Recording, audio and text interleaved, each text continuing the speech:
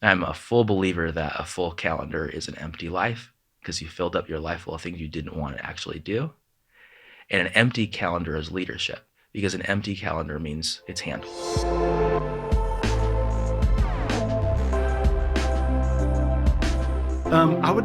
I guess I want to start with this. You've done so many cool things. And obviously, doing cool, important things comes from a person who has lived a life or has learned things and gone through experiences. And one thing that I always think about Richie is you're always like on the forefront of thought. Like there's the common thought of the world, and you're always like saying interesting things that I've got to like change my paradigm to like catch up to you a little bit. Yeah. What moments in your life? I would like to just hear what events in your life have created those paradigms or those changes where you've kind of like jumped ahead or seen things differently. And I hope that's not too broad of a question, but I just want to know because, and let me say this too, is when we have these events, you can either Yeah. become bitter and more safe in your thinking, or you can do what I perceive that you might tell us about. You can see things in a new way and perceive them differently and then change. I think life is hard and life is wonderful. And like you said, like you can get, I try to say, you can get better or bitter. The idea is to Yeah. be Wow. better, not bitter. And I'll share some hard things that have happened, but I'll tell you like way back, like I have really good parents. I was fortunate. I have a really good mom, really good dad. They're amazing. And it was a little things that they would do that made me start thinking, I guess, differently, and maybe I was born with it, or maybe it happened, nature nurture. But like from an entrepreneurial standpoint, my every time we went past some kids doing a lemonade stand, my dad would stop, buy lemonade from them, and then he'd come back in the car and say, "Always stop for the lemonade stand, kids, always." Then like you see the kids on the candy bars for baseball or football or sports or whatever, and he would say, "What's your favorite kind of candy bar?" And they'd say whatever. So he'd buy it and give it back to them. Go, that's for you. You can eat that one. Or he'd buy the whole box and say, "That's for you. You can keep it, or you can resell them, do whatever." But he was always trying to support people in them being entrepreneurial and in them being proactive and in them trying to do something and in them trying to like do something else. I told my dad when I was 16 that I wanted a job, and he said, "You don't want a job." And I'm like, what? Worst dad ever. How could you say that? Why would you tell your son not who wants a job, Yeah. not to get a job? And he goes, "No, man." He's like, "You're going to be working your whole life. Your job right now as a kid is to have fun and get good grades." And I'm like, "What? But I want money." And he said, "Fine. I'm from San Diego." He goes, "Go to El Centro, which is several hours away from where we lived in North County, and ask the watermelon farmers if you can buy their irregular sized watermelons." And I'm like, "What are you talking about?" And so my brother and I, we filled up our family van full of these irregular sized watermelons and sold them for the 4th of July and made more money in one day than we would have working the entire summer. And I was like, "Oh, so there's a different way of doing it," and my mom was always just so loving and nurturing and like making sure that not just that we were okay, but she would say, "There's this kid down the street just moved here. I don't know if he has any friends." you Yeah. know, I'm like getting emotional thinking about it. Go be friends with them. And it was just like little things like that. So like later in life, obviously, you do all the things you're supposed to do. You live life you're supposed to live. You're doing your best. Some people have the opposite of that. They're not doing exactly what they do, and they also turn out okay. I mean, this isn't about, excuse me, this isn't about like your past, but it's about what you do when you're finally in like these peak experiences. But peak experiences also include valleys, highs and lows. And you might be trending upward or you might not. But when you're in the moment, it doesn't matter.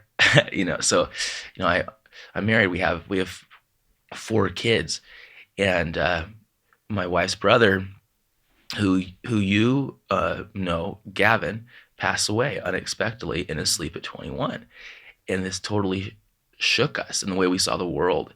It's just like, he's not going to grow old and retire. Yeah. Like it's done, and we have our own beliefs that we'll see him again. That doesn't mean that it's easy, and he's not here to experience this, these things. we had our fourth son after her brother Gavin passed away, and he caught pertussis, a little baby. He passed away at 3 months old. And when that happened, it's your worst experience as a father. I remember going into the hospital thinking that he would be okay. And then them telling us, hey, you should stay the night. And we're like, we always stay the night. Like, what are you talking about? But it was a sweet nurse trying to clue us in that he wasn't going to make it. And I remember they had to take out all these wires out of his little body, all these tubes out of his little body. And I held him for a second, handed him to my wife, and we just rocked him, singing lullabies until he slipped away. And when your son passes away, like, you don't realize too that in a hospital you have to leave, and you leave that baby there. And the sweet nurse, I think it was a different nurse at the time, I'm not sure. It's all a blur, but she rocked him for us, and it was just like, there's people in our lives who are angels, who we don't even know, who hopefully can be there, you know what I mean, when we need them, when we least expect it. And also sometimes they're not, and sometimes things don't work out. So I've just learned from the death of my brother-in-law and from my son, that life's short, and that's just not. It's, even though it's cliche, it doesn't make it any less true. And people sometimes say, "Well, what did you learn, from them passing away?" And it's like, I don't know. What are you supposed to learn from anything? Like, what are you talking about? And life sucks, Shut up. But yeah, I call it Gavin's law because they're both named Gavin. And the idea is live to start to live. Because when you live to start those ideas that are pressing on your mind, you really will start living. A lot of us have ideas that are pressing on our mind, but we don't do anything of them because of fear, negative pride, procrastination, whatever it is. And then we end up living this dead life, even though we're fully alive, like the Walking Dead. But when you live to start those ideas that are pressing on your mind, even if they don't work out, even if they fail, even if you tried, something inside you like lifts up and you're like, oh my gosh, like there's this spark inside me, and you can move it from one thing, to the next. There's more things I can share, but I'll kind of pause there and just say like there's ups and downs, but you have to assign meaning to it. Mm-hmm. It's not always what is the meaning of this. Maybe there's not. Sometimes things just happen. But what does it mean to me in a positive way? Because we're always telling ourselves negative things. But what does it mean in a positive way, and how can I do something good with it? What have you done to give meaning, to give positive meaning to seemingly mundane things? That, because life is generally mundane, right? I mean, it can be. I guess it doesn't have to be, but there's a lot of.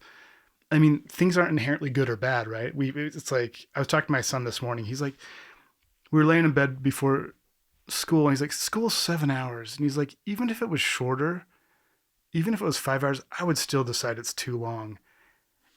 And we talked about school just exists, right? It just exists. And he knows that he's only 9, and he's already realizing that he can tell that I will label it too long. Do you know what I'm saying? He's only 9. Like, we do it all the time, but to be aware and look back and like, yeah, I'd still decide it's too long. Do you see what I'm saying? Yeah, I do. Mundane's an interesting word because, I mean, what is it? Right? I just labeled that. Yeah. Right. And it's relative to each person. But I'll say, like, about school, I remember telling my kids when they were going to high school, this is terrible. But I'd be like, look, man, you might go there and you might be sitting there and going like, this is horrible.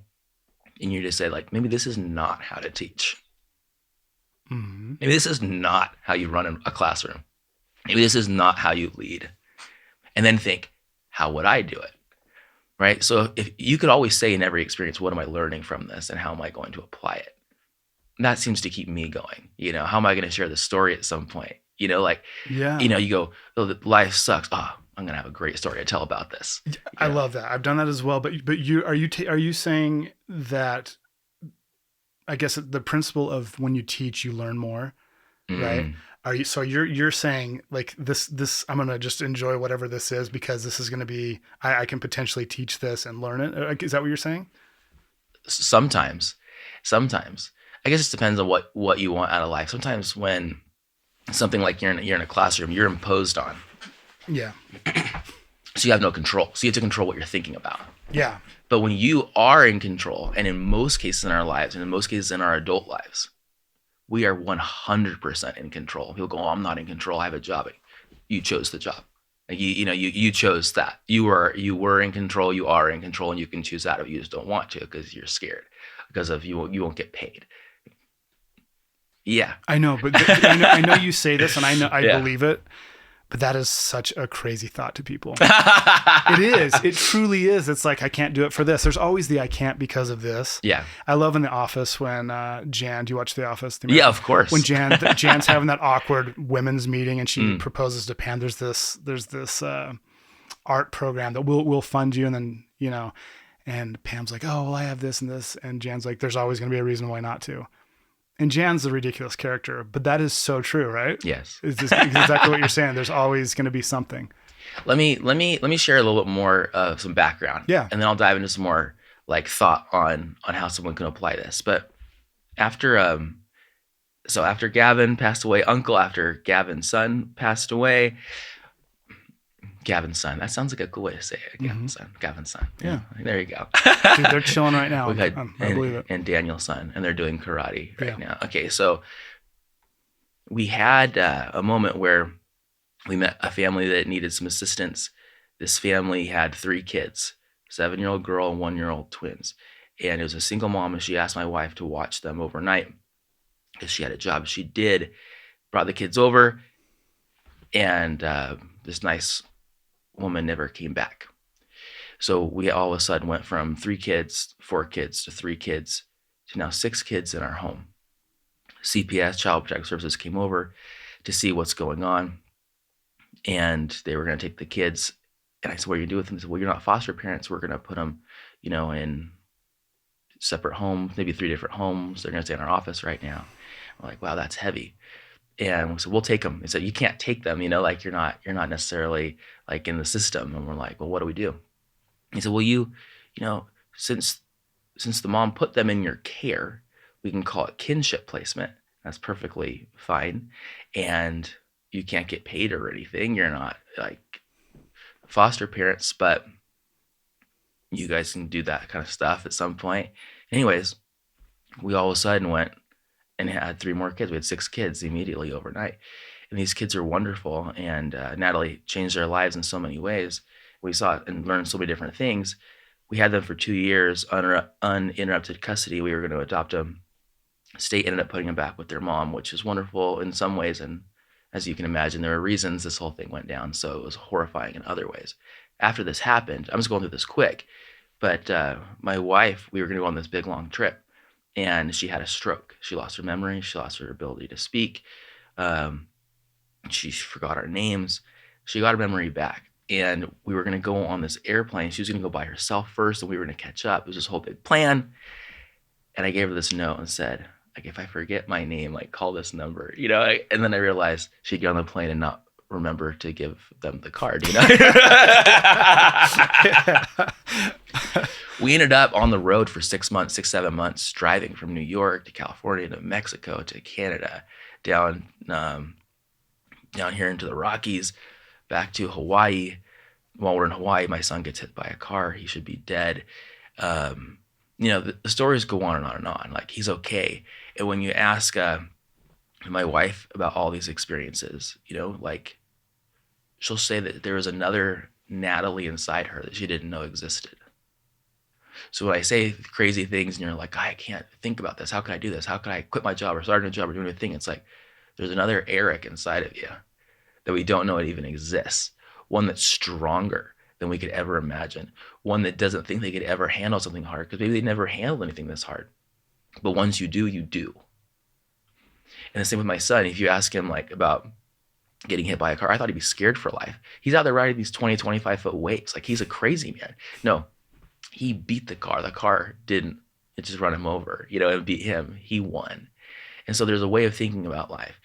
And this type of thinking, even if it's not what is necessarily taught, or if it's not something we necessarily believe, it exists. And knowing that it exists means you can harness that power. Amazing. Yeah. I loved so much that there's another Eric, there's another Richie, another Oh yeah. Natalie.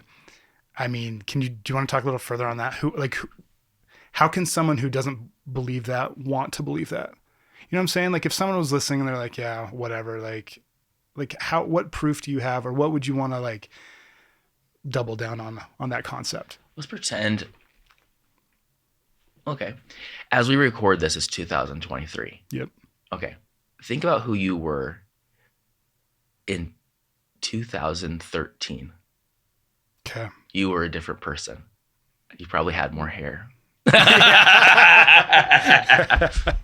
Yes. No, but you were a different person in a different situation, Mm-hmm. maybe a different lifestyle, different family dynamics. Yeah. Okay, so everyone listening to this, go back 10 years and go, who was I? And you go, whether you realize it or not, whether you did something about it or not, you were a different person. No. Not just a different thought. You are a different person entirely. Like even your cells, like, right? Everything about Everything you, is different. even your cells, like on a biological level. And you didn't have to necessarily do anything for that to happen. It just happened. So we irrationally set goals for 2033, 10 years ahead. We're going to set goals and say, I'm going to do all these things, when in reality, whether you do them or not, you're still going to be a different person. And you don't want your 2013 goals anymore. I don't. That's what I'm talking about. I don't. That's what I'm talking about. And you're not going to, in 2033, you're not going to want your 2023 goals. So why are you setting goals for 2033 when they're irrelevant? Then why set goals? No, goals are an interesting thing. We'll get into that. But you want to say, I think I want this in the future. Yeah. So how do I bring that future to the now?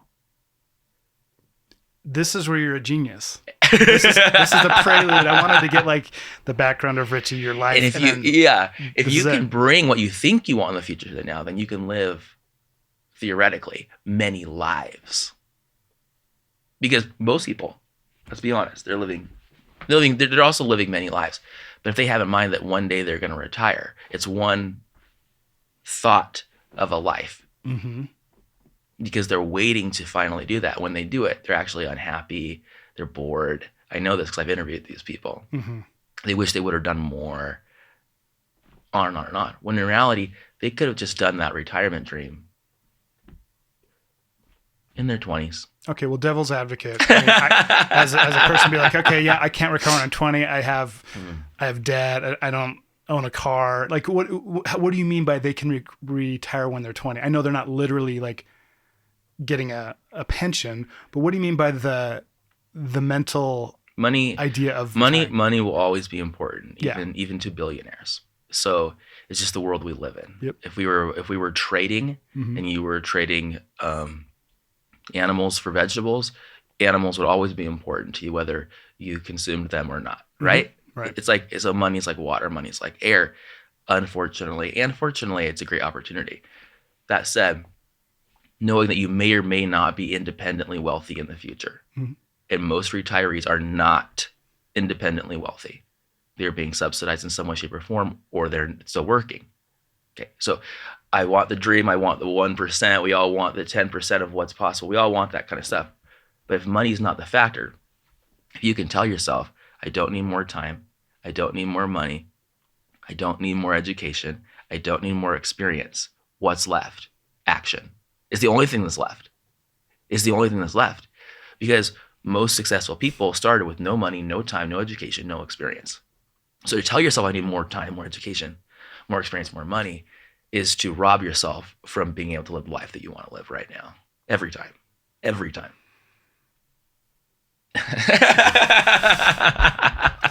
Dude, I love when I hear something that blows my mind. And people go, oh, how can I do that? I mean, we would have to get specific into someone's situation, you know what I mean, and figure it out. But I guess we can use yours, or we can use mine. So I served a mission for my church in Brazil, and when I was in Brazil, I saw lots of people in poverty. I was in the favelas, and I saw that a lot of their dreams or things that they want to do couldn't be thought about because you have to survive. But once you get past the survival mode, it wasn't a lack necessarily of talent. or genius or will. It may have been, of course, a lack of network, a lack of money, a lack of time, just the opposite of what I just said a second ago. Mm-hmm. So I thought, this is my thought when I was in my 20s. Wow, this is a very American thought. I can't wait till I'm 65 and retired so that I can come back here and help. And then I kind of like slap myself and I'm like, what is wrong with you? Because if I don't do, I'm not talking about necessarily helping and like being some savior person or doing something. I'm just saying, do what you can where you are with what you have. That's it. For yourself, for your family, for others. That's what, in general, a good person does. Mm-hmm. They work with what they have, where they are, helping themselves, their family, and other people. Like their sphere of influence. Their sphere of influence. That's a good point. But there's constantly things, projects, it's marketing. People want to make money, telling us we don't have certain things, so we can't do it, and we buy into that real quick. Mm-hmm. Why are we so susceptible to that? Can we explore it just for a second? Then I want you to get to your point. Why is that messaging so powerful and so easy to accept for us? I don't know. We always want something more, and we think that someone's going to tell us that you have to do it. You have to work really hard, ironically, to get what you want. And you go, okay, I'm going to work really hard for what I want. And then you see someone else who has less experience and less money doing exactly what you do. And you go, what? Yeah. Yeah, you were lied to. They wanted you to work really hard for them. Okay. Not for you. Okay. Well said. It's because people don't want what's best for you. They want what's best for them. Yeah. Okay. You know what I mean? Got it. All right. But then I thought, look, I think about this. Think about it. I know this is a crazy thought, but I went, okay, if I don't do what I can where I am right now, if I could have any impact on someone in the world, including my own, like sense of who I am and what I want to do, think of the timeline.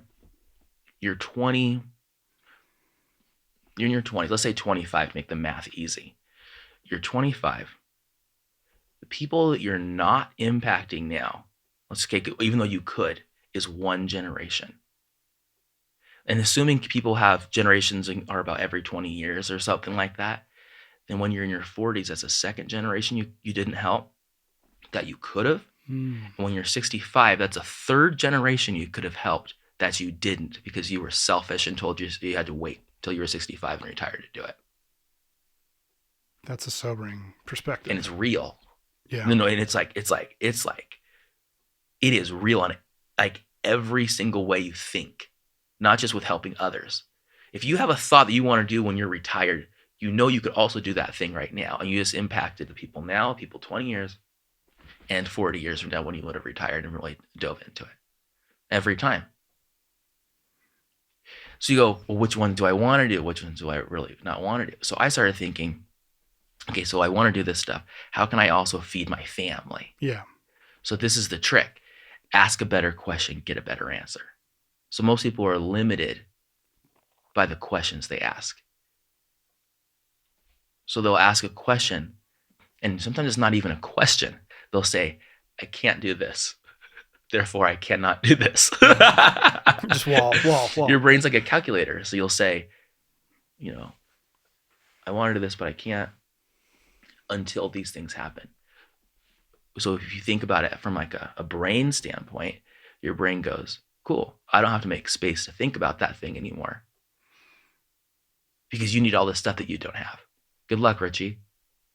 Or I could say, how can I do this thing, even though I don't have this stuff, without these bad things happening right now?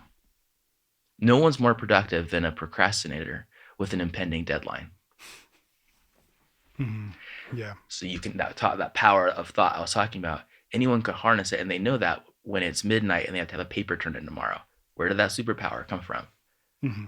When you have to pay your mortgage and all of a sudden you come up legally, with the money to pay for it. Where did that ingenuity come from? It was always there. Mm-hmm. You just had to like take a match, get it going. Okay. So I thought, how can I help people and feed my family at the same time and not wait to live this dream when I'm 65? That was my thinking. Mm-hmm. Okay. So your original question was, how can people do this even though they can't necessarily retire right now? I'm saying it's not about money or time. It's about asking a better question. Mm-hmm. And so, like, I don't know, I pitched an idea for a business plan at school, in college, at BYU Hawaii. They said it was a terrible idea and I couldn't do it. That ignited me, and I'm like, gotta do it anyways. It ended up turning into a cashmere business in Mongolia. That's what started. That's wild. And that turned into a Center for Entrepreneurship at BYU Hawaii that still exists, that I founded with others, got donors involved. That turned into me learning what social entrepreneurship is. That got into people asking me questions about how do you do that. That got into me writing books about how do you do that. That got into me starting all kinds of weird businesses that take me around the world to help other people and also make products and also make videos and also do whatever I want. Because I don't necessarily consider all my businesses to be businesses and I'm going to do it forever, maybe. But some of my thinking was just a project. A project has a beginning and an end. So anyone can sample their retirement dreams by starting a project. What is that? What is it? What do I want to do? I want to help people, or I want to travel the world, or I want to do this thing. It actually doesn't cost that much money to do that. In fact, what if you had no money? What would you do? So now when you say, how can I do this thing without this bad thing happening right now? It actually creates like a space in your mind for ideas to percolate, for things to come in. You do this with music too. When you have an idea, they start coming over time. They might come in a flood, but it can't happen unless you open the gates. So when someone's trying to figure out what they want to do next, you have to ask a better question and stop putting these limiting beliefs on every freaking thought that you have. It's the only way, unless someone's going to hold your hand, which is nice to have sometimes too.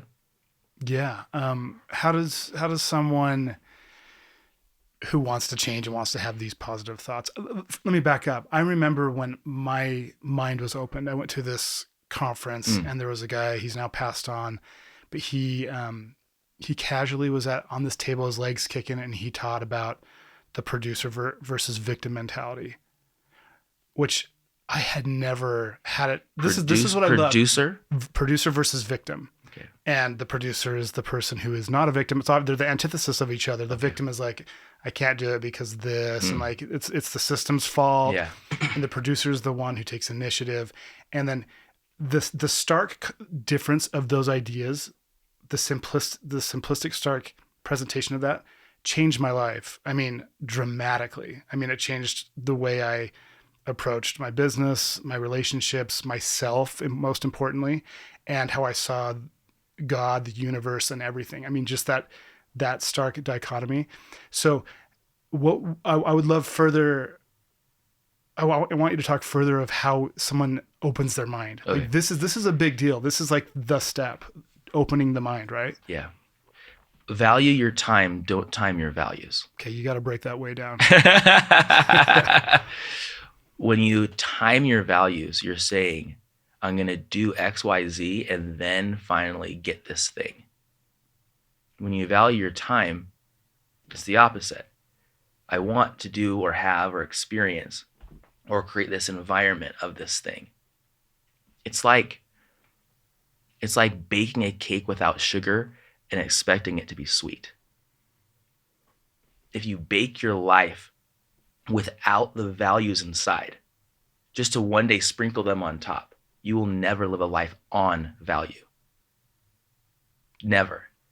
So you live from the goal, not toward the goal.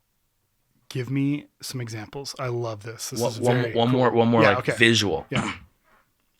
If you like going to, they have these in all over the world, but have you ever seen a castle? Mm-hmm. Yeah. A lot of times you'll see there's a moat around it. Yeah. Okay. So in general, I guess it could be different everywhere, but the idea is that the moat protects the castle. Most people are building a moat around nothing. If you begin with the castle and then the moat, you can live from your values, from your dreams, and your work protects it and supports it. If you start in the moat and stay in the moat like they want you to, you actually never make it to the castle or it's never built at all. So for example, growing up, my dad was a busy dude, but he would choose to coach all of our sports teams. Even though he wasn't like an athletic guy, it was his way to force his schedule to be there with us. And so growing up, I always thought he was always around, always part of everything, always my hero, always doing these things.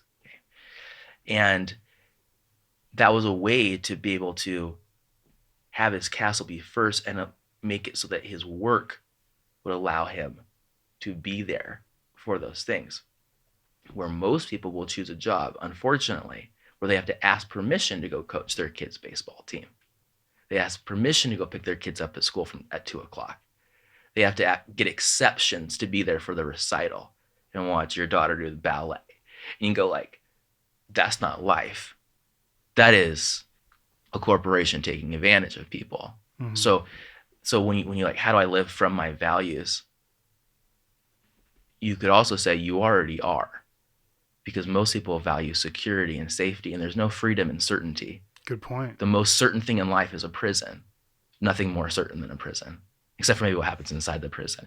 But like, there's nothing more certain than being locked up and caged. And this is what I do. This is when I eat. This is what happens. Regularly. Yeah. Freedom is accepting and embracing uncertainty.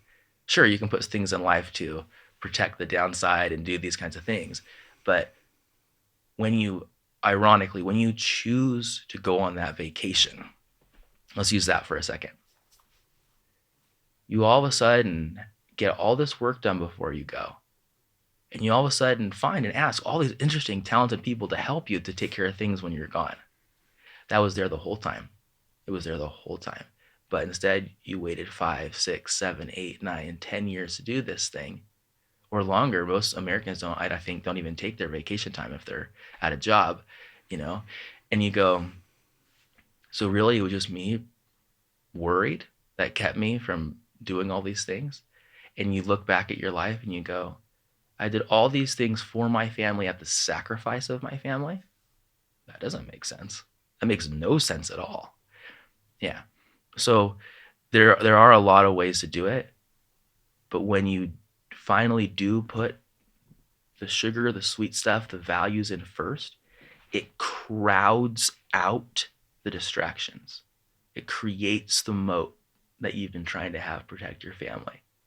When you say, I am going to work for 9, 10 hours, you leave the breadcrumbs of your life to your family to do on their own. If you were to switch it and go, I'm not saying necessarily do this, but if you were to switch it and go, I'm going to sit here at a table and do nothing with my family for 9 to 10 hours, that's probably going to be a horrible experience. Yeah. But if you were to do that, it would crowd out all the distractions. And guess what? A responsible person would still get their work done in less time. They would just be creative in doing it. That's where innovation comes from. Building on the things that may or may not be working, then bringing them to a new marketplace, meaning working a little bit differently. Everyone knows the work expands the amount of time given, Parkinson's law. Mm-hmm.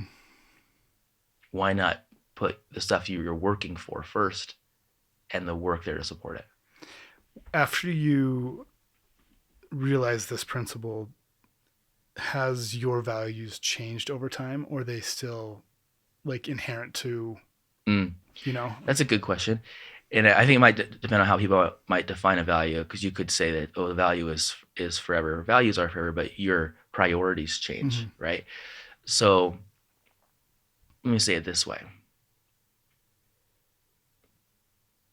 If your kids are 15 and you tell yourself your dream is to like have this really cool thing in 3 years, your kid's 18 and gone and you missed the opportunity. So do it now. And forget the 3-year goal, because the 3-year goal could probably happen in 30 days. And if you're thinking about as far as like time with your loved ones, which is a lot what I think about, then everything changes. This literally happened. I had a guy come and he's like, hey, he was an accountant making $250,000 a year, wanted to quit his job. He was busy, hated his life. And he's like, what do I do? I'm like, what do you do? And he goes, I'm going to start a gym. Cool. He's like, I'm going to start 2 gyms. He's like penciling it out. This is before the pandemic too, by the way. And I'm like, then what? And I'm going to go on a trip to Italy. with my family for 2 months. I go, instead of just like just laying it out there, I ask more questions, of course. And I'm like, okay, so how old are your children? 13 and 15. Oh, okay, got it. And who's going to run? Who's going to open the doors in the morning and close them at night? And he said that he would, because he self-described as just being, a micromanager, and he had to be there and do it. I'm like, okay. And how long is this going to take you to be profitable? He said 5 years. And I go, okay, so you're going to leave your $250,000 a year job to do something that may or may not make money, but it might later. But you're going to be the one running it. And the goal is to have more time with your family and to go to Italy for 2 months. Yes. It's going to take 5 years. Yes. And how old will your children be then? Oh, 18 and 20. Bro, it's not about the gym. It's about the way you're thinking. It's the way you're thinking. You could go on this 2-month thing right now. You could get time off. You could ask to work remotely. You could do all kinds of different things to make this work out. And it's not about the gym. It's about how you operate. Think like an owner, not an operator. Sure, you got to go operate this thing, but what if you were just an investor and you own this thing and you happen to hire someone to open the doors for you? Or what if you did it digitally? Or what if it was like an online program? Or what if there was, what if it was 24/7 things where they just have a card and they come in and out, right? So when you say it's not about the gym.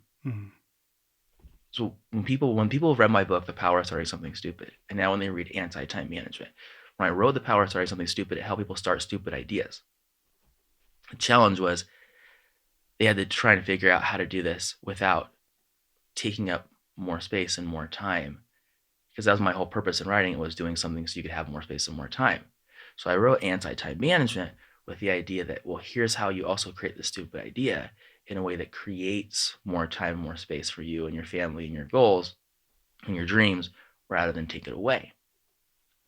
So someone like this guy who's going to automatically switch one task for another will never find freedom in entrepreneurship, ever, because they take their corporate way of working and bring it into an entrepreneurial space.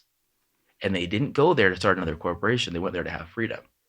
Then they say, oh, entrepreneurship sucks, and you have to hustle, you have to work hard. All true, also all not true. You chose to work that way. You could have chosen to do it a different way if you would have focused on your values and not on constantly pushing them out into the future. Very cool. Okay, that answers a lot of questions. It also sets us up for the next thing, which I wanted to dig deeper on, which is how you parent and how you view your time with your children. You obviously value it a lot. For example, Carden wrote this song and you flew him out to Utah so that he could come here and we could work on his track. I would have, and I have parents who were very invested in my life, and I remember so many cool trips and opportunities. So I would have loved that. I would have loved that experience yesterday, to come to a studio and have a track be mixed and mastered. What is your view on parenthood? I want to know. Like, I like it. Mean, I like. I want to know, like, what do you prioritize on them, and what do you see your job as? I mean, it also depends on what age they are. You know what I mean? Yeah, talk about that. I mean, because when you're growing up, it's obviously when they're babies, taking care of them and giving them the love and making sure things they're good, that they want are good and happy. And as they grow up, giving them the experience that you would hope they would have. But we all know this as we be our own selves growing up. When you start getting a mind of your own and wanting to do your own things, like things change. So we try to honor the things that they want. We try to be interested in what they want, and we try to provide an environment and opportunity for the things that they want, as opposed to what you want for them. This is a big difference, right? Yeah. I can't say I'm perfect. Like, there's obviously things that I want for them, you know what I mean, that we want for them. We try to put them in environments that help them with the things that we want for them. But it's also honoring their choice, and also honoring the fact that you are a parent, and you may not know everything that's going on, or you may think you know what's best for them. Maybe you don't. It's families are wild and all their different dynamics. But I've tried to create an environment with my wife, Natalie, where, and this is something my mom taught me, where we're at the crossroads of their lives.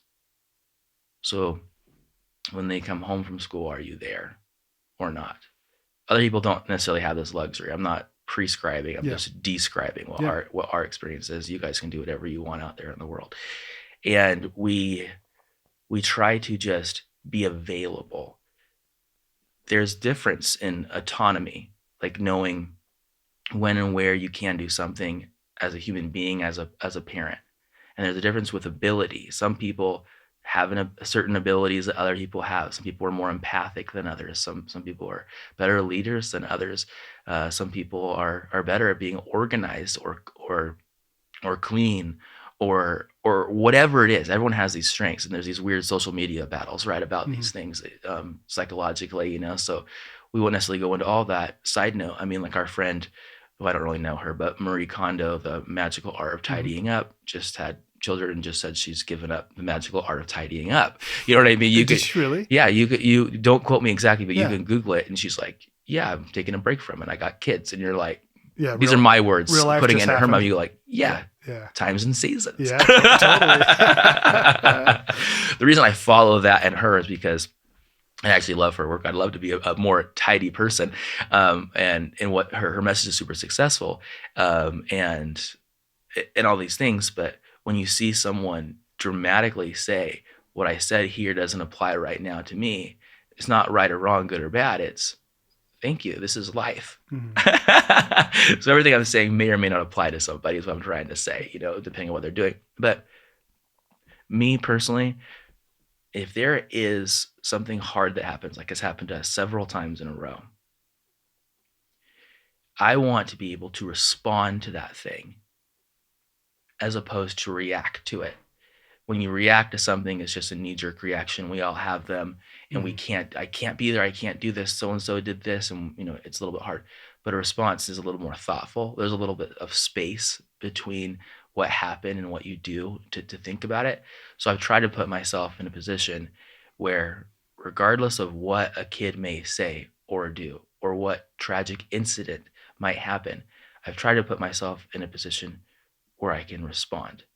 And in that way, I'm not always the perfect parent, but at least I'm available. I'm not absent, which I know is like a trigger word, because if you're an absent parent, what does that mean? What does that mean? What does that mean? Most people who are absent parents might not even be able to control it because somebody left and somebody decided to do something and somebody's sick and all these kinds of things. That's different. But choosing to say, I'm there for my family, but really I'm working really hard for my family and I'm not there for them, is different than not actually being for them. It was a choice, right? So, I'll tell you this. When all these terrible things happened, I wondered, like, does God love me? Like, what's going on? And then I thought, I don't think God did this to me. I think these things all happened like in isolation. I don't think they were strung together. I don't think one thing led to another with these various, like my wife having a stroke, my son getting hit by a car. I don't think they were related necessarily, right? And I thought, if that's the case, then instead of like losing my faith, because I think the greatest miracle of faith is having faith when there is no miracle. People are always trying to ride some star and look for signs. I'm like, I don't have a star or a sign. Does that leave me with nothing? No. The greatest miracle of faith is having faith when there is no miracle. That's faith. Miracles on faith, faith on miracles. It's more like knowledge than faith, isn't it? Right? It's a great point. Let's be real. It's a great point. And so I thought, I'm just going to love God unconditionally, no matter what happens. I'm not going to blame daddy in the sky. And what that did is it gave me the power to put my hands to work, my own hands. They say, like, pray like it all depends on God, work like it depends on you. Yeah, but most people, as soon as something goes wrong, they blame God and they lose their faith. Like, can't blame you, can't judge you. Life is hard. Yeah. But you just did that. What happens at that point? You know what I mean? So it's something interesting to think about when you're applying like faith and family to fun. You know what I mean? And you're applying it to work and things like that. Ultimately, if you have a picture, and some people don't, of what you want life to look like, you can work at experiencing pieces of that and putting that puzzle together now instead of waiting for something else to come back. So one more quick example. When I wrote Anti-Time Management, I was actually really surprised at what I learned. I learned that the word time management was never designed to give anybody control or happiness or peace. It was never designed to give anyone freedom, ever. But if you go to, I'm going to make a number up, 99% of self-help gurus and organizational people, they will focus a ton on time management, and they have no time. I'm a full believer that a full calendar is an empty life because you filled up your life full of things you didn't want to actually do. And an empty calendar is leadership, because an empty calendar means it's handled and you can breathe and you have space. So literally back in the day, during about 200 years ago, when they started doing big companies and trying to bring in lots of people to do lots of things, people didn't all speak the same language, they didn't all come from the same background, they didn't all know exactly what to do. So they would tell them exactly what to do, when and where, not just by the minute, but by the second. This is called time management. It was an invention. So anti-time management is the idea that actually we're working on purpose, for purpose, fit to purpose. Back then, they took all the artisans and they stripped all of their knowledge from them, and they made it mechanical for all the people and machines to be able to run it. That's why we lost generations and generations of thoughtful artists and thinkers, because it was all just created in a way that you could put massive output. And they had to. This is what kind of powered these wars that happened and things like that. But now we live in an age where people are still trying to get people back to the office when they know they don't, because they're bored, because they spent 20 or 40 years with the dream, bringing it all full circle, that they were going to manage a room of 100 people. But now there's not 100 people in the room, and they're doing the work of 1,000 or 10,000 people, absent.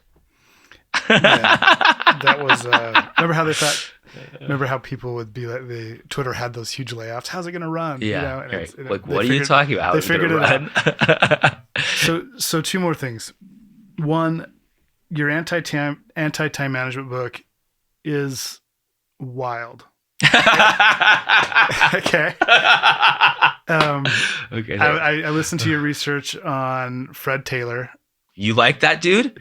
No, I don't like him. Was that crazy? I don't like him. Oh my gosh. I'm mad at him. No, I mean, you like that, my work on that. Yeah. Yeah. Isn't that crazy? Yeah, you were very well researched, and I love how you explain things. You're very good at explaining and bringing it to a base level where you can understand it. You throw out these sayings that I'm like, I don't even get it, and then you pull it back, and then I get it. So you've written some amazing books, which I would encourage people, if they want to really understand how to like assign, like know what their values are, and then implement those into their lives and focus on that. Richie's books are phenomenal. So even endorsed by Seth Godin, who's phenomenal. I mean, Richie is legit. I started this episode just like, here's my buddy Richie, but Richie's legit, and I'm so grateful he's here. I want to end on your personal practice with the divine.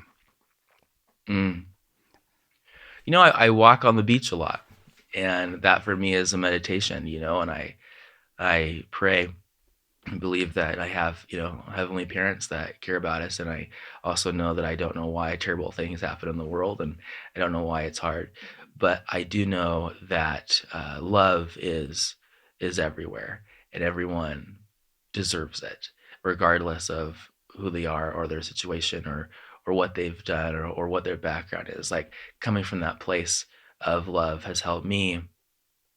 People sometimes even ask, like,